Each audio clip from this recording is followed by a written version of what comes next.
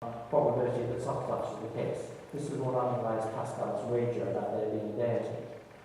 But the point I'm making here is that to accept that and to act on it, to premise it in one's thinking and one's action, would not be rational. Because it's exactly the same as a bet. If you had a 0.9 probability that your horse was going to win, you put some money on it. If it was a 0.1 probability, you wouldn't. Why not? Because it wouldn't be rational to do it. I'll give an example of reading Hume. Hume points out to us that inductive inferences are never secure. No matter how many times the sun's risen in the past, may not rise tomorrow morning until the sun does rise. I use the example of getting wet when you haven't got an umbrella. So you think to yourself, well, nevertheless, even though I've got wet every time, I haven't had an umbrella in the past, maybe next time I don't take an umbrella, I won't get wet. By the way, there's a New College Senior Common Room has a betting book where the fellows record their bets, and this goes back to the 1920s. One of the earliest bets there is of G.H. Hardy, the mathematician. So Professor Hardy bets the sub-warman one halfpenny to his fortune till death that the sun will rise tomorrow. Well, there you are. So that's one of the rational bets to take, precisely because the evidence is so overwhelmingly strong. And rationally, proportionally, he's made his judgment on the basis of that. Now that is what proof in the contingent sense is. So when somebody says you can't prove that there isn't a deity, you can say, yes, you jolly well can. Because you can look at loads of evidence and considerations and reasons that you might give for saying that the supposition that there is some agent external to space and time, and that operates in space and time, and is interested in what you wear and who you sleep with and what you eat on certain days of the week and so on. It's just simply not sustained by the evidence, and therefore it is not rational to believe it. Couldn't you say that people might have said that before, not really fully understanding modern physics and not talking about that stuff when new evidence came in? I mean, there must have been a time when people said, all the evidence shows without a shadow of doubt that, I don't know, rabbits not really anybody right to rabbits, they could possibly turn into something else, or even that the earth is flat. I mean, we have been wrong in the past. We've been plenty wrong, plenty of times, I agree. I just read today, for example, that I know that in earlier times people thought that barnacle geese came from the barnacles on the bottom of ships. They're Goose barnacles, because they actually look quite like yes. So there would have been something of empirical ground for that supposition. But the point about it is that you can see in a case like that, because you're talking about matters of fact, matters of biological fact in that case, where you can see how the feasible evidence might present itself. You can see, of course, with the virtue of hindsight in that case, how it was that people found out that their belief or supposition about it was wrong.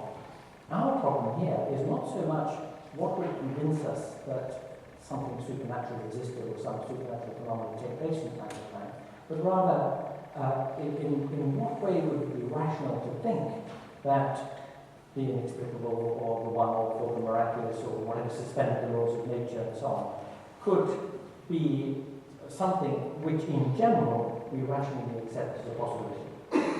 What about a sort of deist God who positively doesn't care a damn who you speak with and what your thoughts are when you sin and has no interest in humanity whatever, but nevertheless has a kind of cosmic intelligence which put into motion the laws of physics and the constants of physics? Would that still fall foul?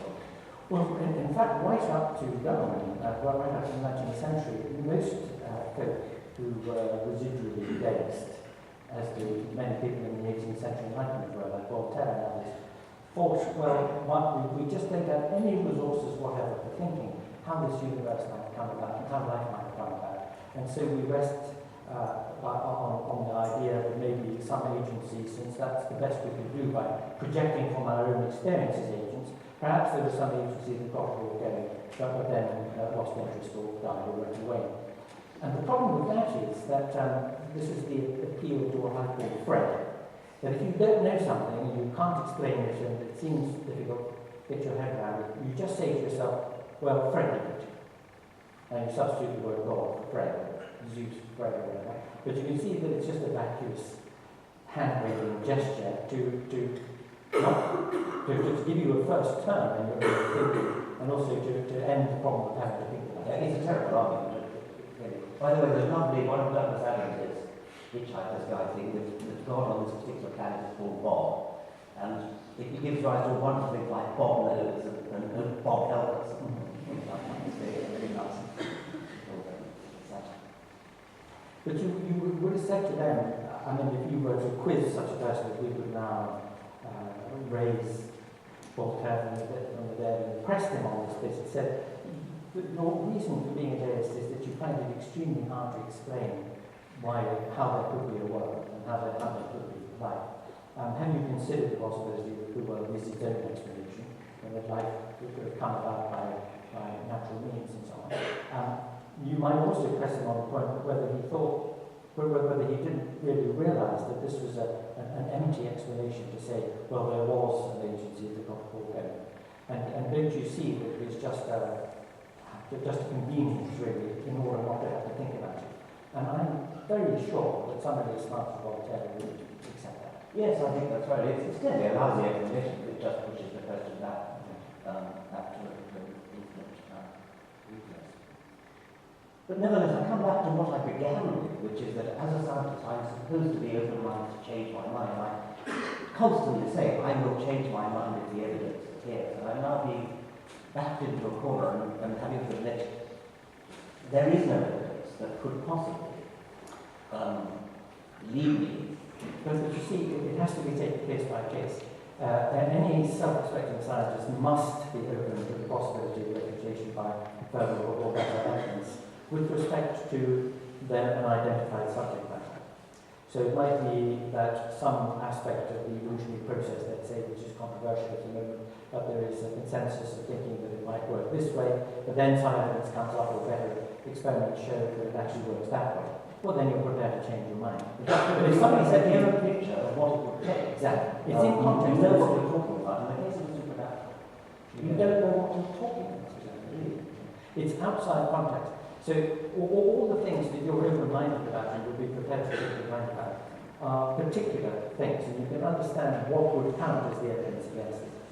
The problem that many theists have, they fall foul of Karl Popper's prescription against theories that explain everything, and things that he said, if nothing whatever counts as counter-evidence against it, if nothing refutes a view, if a theory is consistent with all the phenomena, all the results, all the evidence, no matter what it is, then it's empty. It doesn't explain anything at all. And I think that's right. That's a very simple but rather profound observation about the nature of the relation between evidence and the judgments that we make on its basis. And if you ask a committed theist, what would disprove for you that there is a deity, that is, if we turned our question around and talked to a theist in these terms, you're very likely to get the answer, nothing would shake my confidence, or everything would be consistent with their being a deity. After this terrible earthquake in New Zealand, no doubt people will go to church and pray that they've got a God that they were once. They tend to go even more, I think. Yeah. That's the and so that's an example of how absolutely everything is consistent with the evidence. Can I raise a related question? It's sometimes been put to me that if the presence of a God, say a deist God who once upon a time invented physics, invented nothing else, if there is absolutely nothing going on in the world that influences this God, if there's nothing, there's no test you can do, there's no effect upon anything that you can measure, then that's equivalent to saying that this thing doesn't exist. And I've always slightly resisted that, because it seemed to me that even if this God didn't actually do anything, a universe with one would look like it would be different kind. It wouldn't look different, but it would be a different kind of universe. One would have this feeling of ghostly presence. I guess I don't have to say that anymore, because we just talked ourselves out of even admitting that this is a possibility worth considering. Well, indeed, I mean, you put your finger on something there, which is that here we have a universe which, whether or not it were created by, universe which is somehow self-explanatory, and universe which was created by an antecedent agency would look exactly the same. You say, perhaps have a slightly different feeling of newness or spooky or something, I don't know. But if there was no distinction between the two, then the supposition that one did have an antecedent agency then becomes empty. And there is this thought also. Who was it who said, it is written that God created the world and saw that it was good, but through my eyes there's definite room for improvement. And then the idea, in other words, that the way the universe is not actually consistent with the, a terrific designing intelligence, but rather a sort of incompetent one. Well, you can see that in the biological research. There's plain evidence of incompetence in living creatures. Nevertheless, I kind of can't help being a bit sympathetic towards this, because here we are, it is an absolutely staggering fact that we exist on this planet. It may be the only planet in the universe, it may be a very unfriendly universe towards life. Nevertheless, here we are, and we see around us green plants, we see around us animals, millions of different species of animals, immensely complicated, with nervous systems that, these are not just sort of stones being tossed into the air, these are creatures that are moving around on their own speed. And we have creatures, us, with brains that are capable of making a pretty good fist of understanding it. I mean, that is a simply stupefying fact. It doesn't help at all to postulate a God. Nevertheless, it's something that we should not be allowed to get away with forgetting how remarkable it is.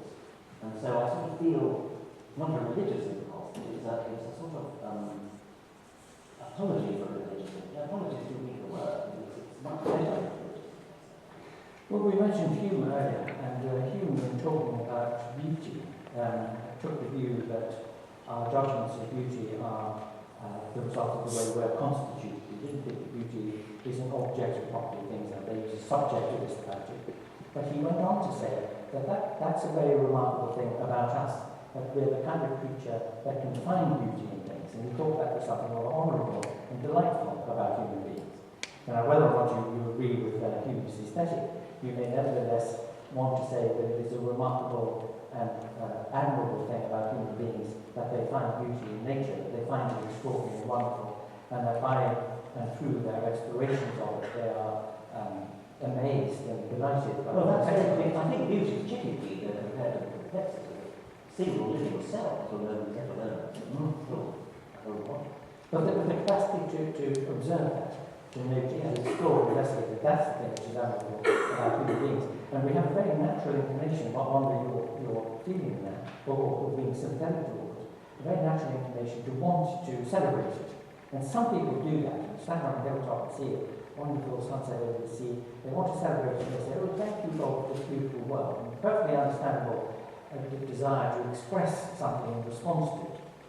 But what one perhaps ought to do is to encourage people to recognise that this is something splendid about them and about their fellow human beings in their capacity to respond to the world in that way, and therefore to reconfigure that part of our experience which is most important to us, which you might, in a secular sense, call our spiritual lives, that is, our emotional, intellectual complex of a sense of relatedness to others and to the world around us, and our desire to celebrate that. I think that is something that we could recapture from religions and focus on us as human beings and our best capacity as human beings. That would be achieved. Yes, don't let them hijack. Exactly.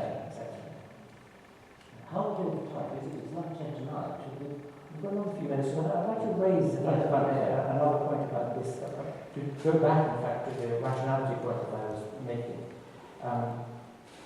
We have an obligation on us to be open-minded, of course, critical, always ready to revise our views in the light of better reasons and further evidence. Always remember, of course, that this is case by case. On this particular matter, we get better evidence. Not in something general and undefined, which is really what these large-scale claims about supernatural agencies and so on come down to. But we also have a responsibility to be sceptical about those claims and not too ready to make concessions to people who say, I need some kind of or rather, because I need some kind of poetic and